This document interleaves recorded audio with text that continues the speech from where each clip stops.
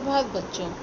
आज मैं आपको कवि दास द्वारा रचित दूसरे पद का भावार्थ समझाने जा रही हूँ, जिसमें जातीय भेदभाव और धार्मिक पाखंडों पर चोट की गई है, अर्थात व्यंग्य किया गया है।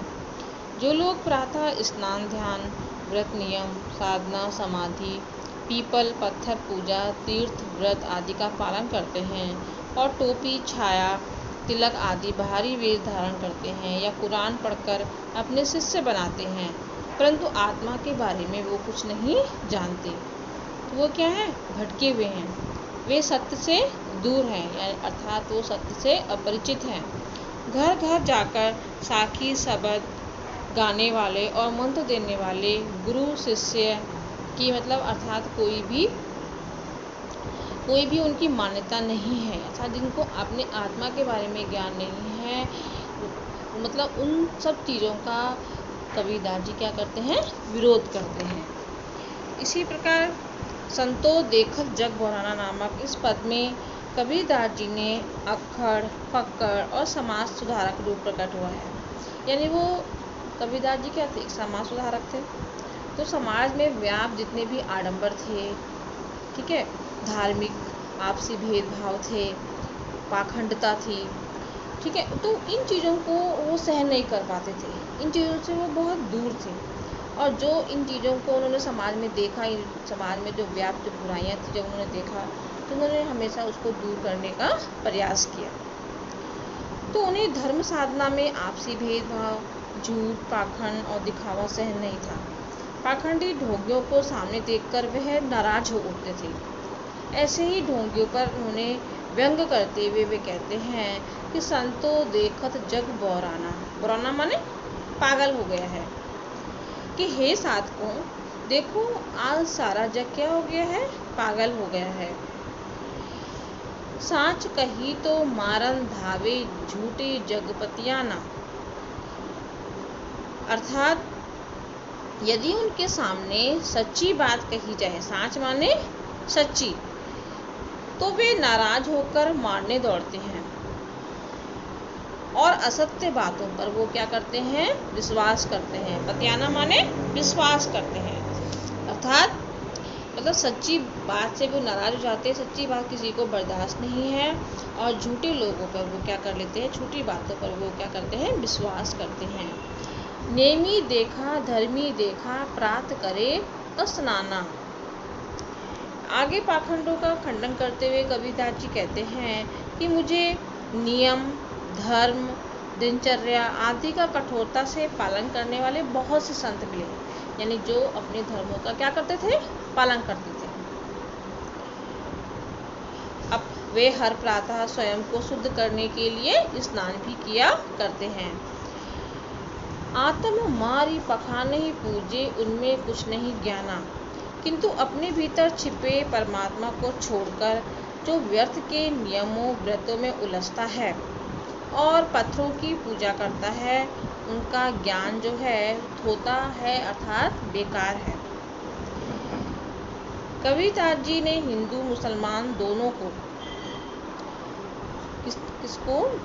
कबीर ने हिंदू मुसलमान दोनों को आड़े हाथे लेते हुए वो कहते हैं कि मैंने बहुत से क्या देखे हैं? पीर पैगंबर देखे हैं, जो अपने शिष्यों को धार्मिक ग्रंथ कुरान आदि पढ़ाते हैं, समझाते हैं और स्वयं भी पढ़ते हैं।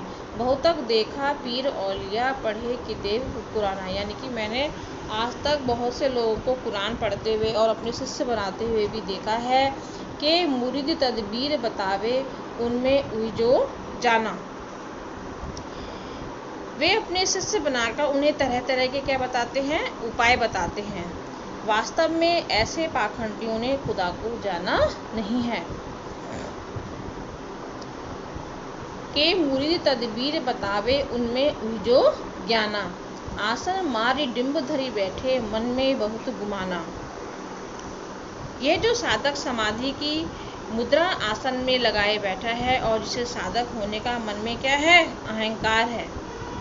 यानी जो साधक है था, जो पूजा करने वाला है, जो समाधि की मुद्रा में आसन लगाकर बैठा है और जिससे साधक यथा साधु होने का मन में क्या हो गया है? अहंकार हो गया है। पीपल पाथर पूजन लागे तीर्थ गर्व बुलाना। और जो पीपल के वृक्ष और पत्थर की मूर्तियों की क्या कर रहा है, पूजा कर रहा है। तीर्थ गर्व बुलाना और तीर्थ और व्रतों का पालन कर रहा है, वह सब छल और बुलावा है। वह सब क्या है, छल और बुलावा है। साधना के नाम पर क्या है, एक भटकाव है। टोपी पहिरे माला पहिरे छाप तिलक अनुमाना। उसके गले में जो पड़ी हुई जो माला है, टोपी है, तिलक छापा आदि को देखकर ही उनके पाखंडता का अनुमान लगाया जा सकता है। साखी शब्द ही गावत भूले आत्म खबरी न जाना। वे लोगों को प्रभु ज्ञान देने के लिए साखी और शब्द गाते फिरते हैं, किंतु वास्तव में उन्हें स्वयं परमात्मा तत्व का ज्ञान नहीं है। हिंदू कहे मोहि राम प्यारा तुर्क कहे रहीमाना। हिंदू जो हिंदू है वो कहता है कि मुझे राम प्रिय है, और जो मुसलमान है वो रहमान को मानता है।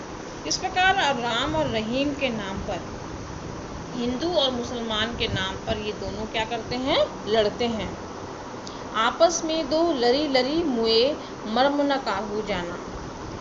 यानी कि हिंदू मुसलमान के नाम पे ये दोनों लड़ते हैं, झगड़ते हैं। सत्य यह है कि ना ईश्वर को हिंदू ने समझा है ना मुसलमान ने, अर्थात ईश्वर क्या है, एक है, और इसे मनुष्य ने इसे अलग अलग बांट दिया है। ईश्वर के नाम पर लड़ने वाला व्यक्ति मूर्ख क्या है और अज्ञानी है। यानी कि ईश्वर जो है वो सबके अंदर निवास करता है। व्यक्ति उसको विभिन्न रूपों में हिंदू मंदिर में, मुसलमान मस्जिद में ढूंढता फिरता है, बल्कि ऐसे ढूंढने वाला क्या है, वो मूर्ख और अज्ञानी है। ईश्वर का वास तो उसके हृदय में है। और ऐसे ही पाखंडी लोग घर घर जाकर लोगों को गुरु मंत्र बांट रहे हैं। यह सब अपनी महिमा बढ़ाने का फेर ही है। ऐसे तथाकथित गुरु क्या है, अभिमानी है, यानी जिनको अपने ऊपर क्या है, अहंकार है। ऐसे पाखंडी गुरु अपने अज्ञानी शिष्यों सहित भव सागर में क्या करेंगे, डूब जाएंगे, और परम ब्रह्म के बिना उन्हें अंत में क्या पड़ेगा, पछताना पड़ेगा। अर्थात उन्हें परमात्मा का क्या नहीं है, ज्ञान नहीं है। जब तक हम अपने अंदर नहीं परमात्मा को नहीं जान सकते, तब तक साखी शब्द ये सब हम तक के लिए क्या है, व्यर्थ हैं।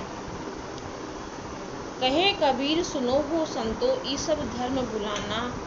केति के कहो कहा नहीं माने सहजे सहज समाना। कबीरदास जी कहते हैं कि हे संतों सुनो, यह सब पाखंडी जो हैं ये भ्रम में भूले हुए हैं। इन्हें मैंने कितना कहा, कितना समझाया, किंतु ये नहीं माने। सच तो यही है कि वह ईश्वर सहज साधना से मिल सकता है, अर्थात उसे बाहर ढूंढने की आवश्यकता नहीं है, क्योंकि वो हमारे हृदय में विद्यमान है। संत जन सहज स्वाभाविक प्रेम से उसमें लीन हो सकते हैं। अर्थात यहाँ पर कबीरदास जी का अखड़ पकड़ और निर्भीक स्वभाव दृष्टिगोचर होता है। यानी उन्होंने निर्भीकता से अपने विचारों को व्यक्त करने की कोशिश की है, और उन्होंने सारे जगत को क्या बनाया है, पागल बताकर उन्हें झकझोरना चाहा है कि तुम लोग गलत हो। यानी कि इसमें धार्मिक आडंबरों पर गिन गिन कर चोट की गई है, जैसे मूर्ति पूजा, पीपल पूजा, छाप तिलक, कुरान पढ़ना, शिष्य बनाना, सभी आडंबरों पर उन्होंने क्या किया है, प्रहार किया है। और कबीर ने हिंदू और मुसलमान की दोनों की भी क्या ली है, खबर ली है। इसलिए दोनों ही जातियां उन्हें अपना महापुरुष मानती हैं। यद्यपि गुरु कबीर जो है गुरु को परमात्मा से भी ऊंचा मानते हैं, किंतु वे दोनों गुरु पर चोट करना नहीं भूलते। लरी लरी और घर घर में पुनरुक्ति प्रकाश अलंकार है, और अनुप्रास अलंकार है पीपर पाथर पूजन साखी शब्द ही। ठीक है, इस प्रकार बेटा इसका मैंने भावार्थ समझाया। इसको पढ़िए, समझिए, और इसका भावार्थ अपने शब्दों में रफ कॉपी में लिखिए। धन्यवाद।